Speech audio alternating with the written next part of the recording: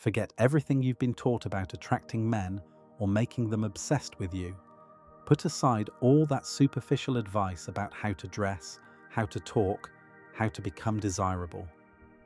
Because today, I'm going to reveal a truth that cuts much deeper, much more dangerously. You're about to rediscover that archetypal power Carl Jung discovered over 100 years ago. But the modern world has forgotten.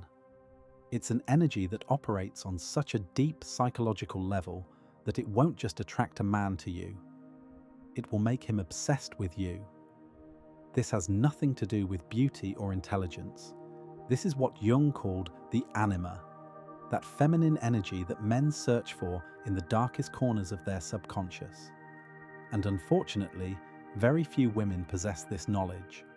Even fewer know how to awaken a man's obsessive desire. And do you know why you've never been told about this? Because this power cannot be imitated, cannot be bought, cannot be manipulated. It can only be awakened from within, from the depths of your soul.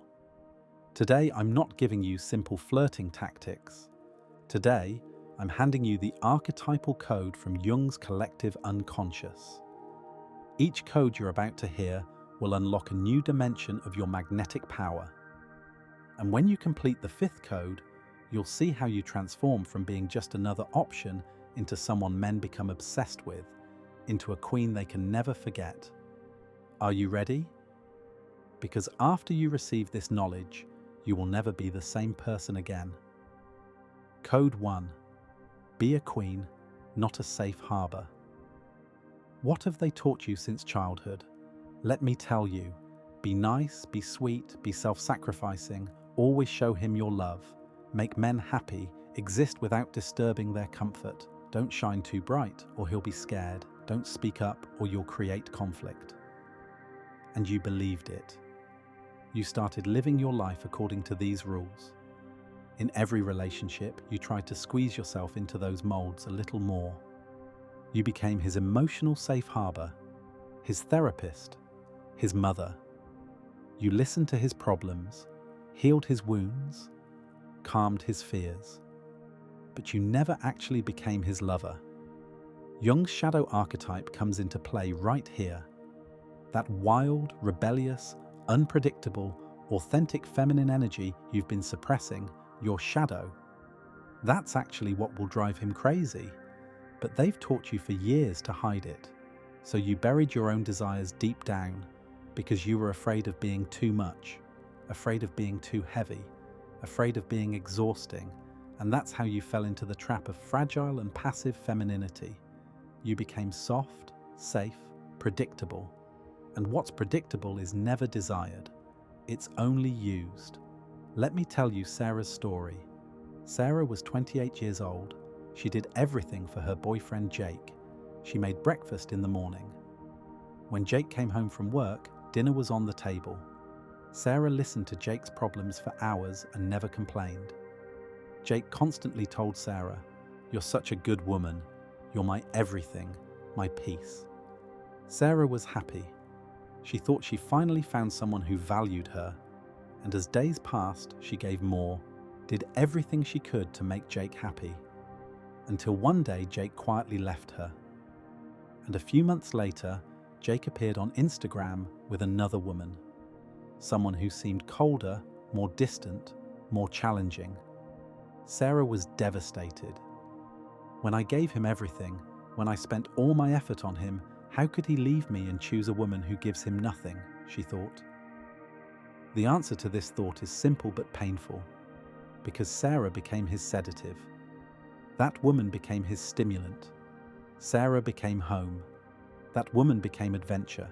Sarah became comfort. That woman became a mystery he couldn't predict. A man doesn't choose what makes him comfortable. He chooses what keeps him alive. What's predictable never creates addiction. What creates addiction is the unpredictable. Because a man who can't predict what will happen next falls victim to curiosity. Sometimes warm, sometimes cold. Sometimes close, sometimes distant. Sometimes sunshine, sometimes storm. These are the things that keep a man alive. The feeling of not being able to predict. This is a man's greatest weakness. Jung calls this enantiodromia, the dance of opposites. And without this dance, love grows dull. It turns into routine. It becomes predictable. And what's predictable gets abandoned. But now let me ask you something. What if you built your own empire? What if you stopped being a tenant in his emotional house and became a queen in your own palace? What if you started inspiring instead of comforting? Because a man can find comfort with thousands of people. But finding a woman who inspires him, that's invaluable to a man. Code 2. The woman who doesn't need becomes the need. Jung's individuation process says, be yourself, be complete. Don't search for your missing half in someone else, because you're already whole. And that's exactly what men's subconscious searches for. A self-sufficient woman. Why? Because confidence is contagious. Energy is contagious. When a woman is in love with her own life, when she lives her passions, when she sets boundaries, when she walks like a queen in her own world, a magnetic field forms around her. People call this aura. Jung calls it numinous, sacred, mysterious power. And here's what nobody tells you. A man doesn't become obsessed with what he's secured. He becomes obsessed with what he might lose. Now let me tell you Rachel's story. You'll understand this better when you hear it. Rachel was 34 years old, an independent consultant. She had a rich life filled with projects, hobbies, friendships. She met Brandon. Charismatic, successful, the kind of man every woman chased. At first, Brandon was fascinated by Rachel's energy. You're different, he said. You're independent. You have your own world. But over time, Rachel made the classic mistake. She started compromising. She postponed her projects to meet with him. She cancelled plans with friends. She replied to every message immediately. She started sending good morning and good night texts. She slowly sacrificed her own world to his world. And Brandon grew cold. His messages started coming late. Meetings became infrequent. Rachel tried harder each day not to lose Brandon. She became more understanding, more available, and Brandon distanced himself even more. Because Rachel was no longer a queen, she had no empire. She had become someone begging. She had become needy. And nobody becomes obsessed with someone who begs. Nobody falls in love with someone needy. Jung's shadow theory says, everything you suppress controls you. Rachel suppressed her own power, suppressed her own world, suppressed her own boundaries, and thus lost control. But one day Rachel had an awakening. She asked herself, what am I doing here? When will I live my own life? And she quietly made a decision. She wouldn't leave, but she would return to herself. She returned to her projects, returned to her friends, returned to her hobbies. She picked up the life she'd dropped and took it back into her own hands. She started replying to messages when she wanted. She learned to say, I'm not available today. She learned to say, I'm too busy this week. And most importantly, she stopped seeking Brandon's approval. And when Brandon saw that Rachel wasn't paying as much attention to him as before, he was shocked. For the first time, he felt he didn't have Rachel's guarantee.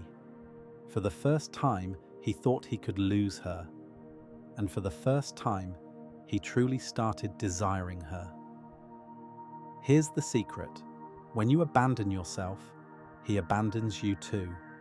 But when you return to yourself, he follows you.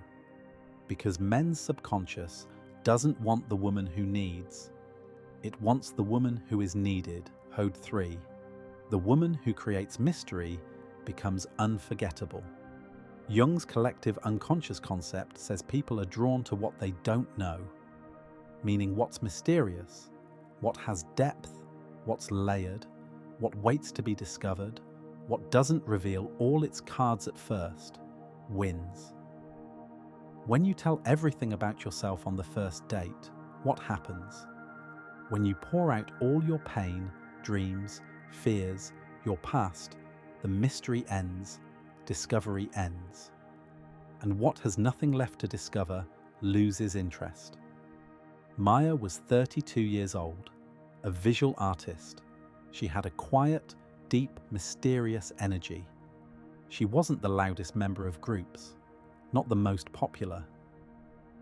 But when she entered somewhere, everyone felt her, because her energy vibrated differently. When Tyler met her, he was surprised, because Maya wasn't like other women. She didn't answer any of his questions in too much detail. To what do you do? She said, I work in art, and the subject closed. To where do you live? She said, in a quiet part of the city, and changed the topic. She smiled but didn't explain everything. She shared but had boundaries. She was warm but had distance. And Tyler thought about Maya more each day. He wondered about her more, because he couldn't fully read her. He couldn't tell which word made her happy, which bothered her. Every conversation opened a new layer. Every meeting revealed a new secret, and Tyler felt the need to prove himself to her. This is where the power balance shifts. Now the woman isn't the one proving, the man is proving himself. Was Maya distant? No. She had self-respect. Was she manipulative? No. She was a woman with depth, and she didn't open her depth to everyone. Jung's persona concept says, the face you show the world isn't the real you. But most women immediately show all their faces. Their fear face, anxiety face, neediness face, dependency face. And the man tenses up, because it becomes too fast, too deep, too intense. But when you live with your layers, when some days you're warm, some days distant, when you don't give everything immediately, you become an ocean. And oceans are unforgettable, because nobody can see the bottom of the ocean. It's always wondered about. It's always desired to be explored. Code 4. Give warmth, then pull back. Jung's enantiodromia principle says everything eventually turns into its opposite. Energy that constantly gives gets depleted. Energy that constantly takes gets saturated. Think of the sun. Every day it rises, shines, warms, nourishes. But then it sets. Night comes, darkness falls, and when it rises again in the morning, everyone looks at it with longing, because its absence makes itself felt. When you're a sun that constantly shines, nobody notices. But when you sometimes disappear, when you sometimes pull back, when you sometimes say, today I'm taking time for myself, your absence is noticed. And noticed absence creates longing. Emma was 27 years old. She'd been with Connor for 6 months. Connor texted when he wanted, met when he wanted. Emma was always ready because she was afraid of losing him. Maybe he's busy, maybe he's tired. She made excuses. A friend asked her, "Do you ever say no to this guy?" Emma was surprised. "Why would I say no? I love him." Her friend laughed. Love isn't about never saying no. Love is also saying yes to yourself. That night, Emma thought and realized. Every time she said yes to Connor, she was saying no to herself. No to her own plans.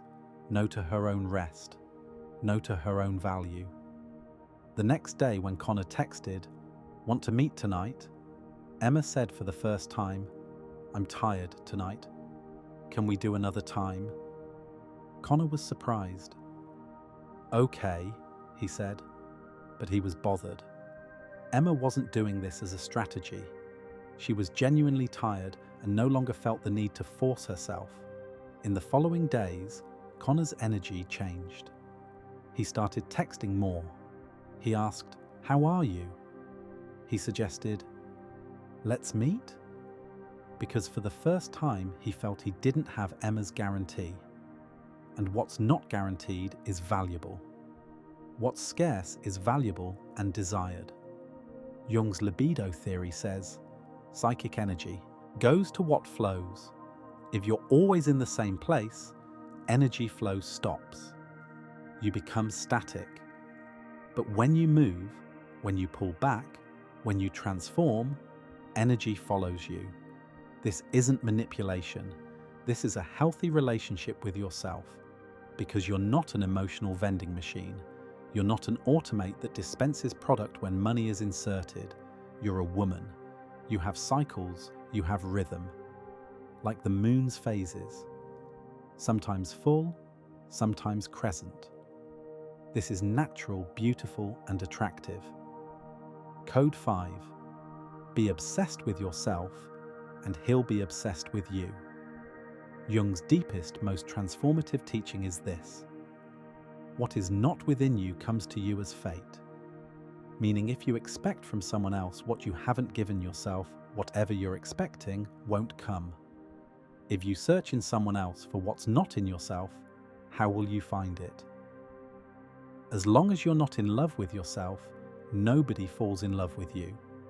As long as you don't feel excitement about your own life, nobody feels excitement about you. As long as you don't enjoy your own existence, nobody enjoys your existence. Because energy doesn't lie. Vibration doesn't lie.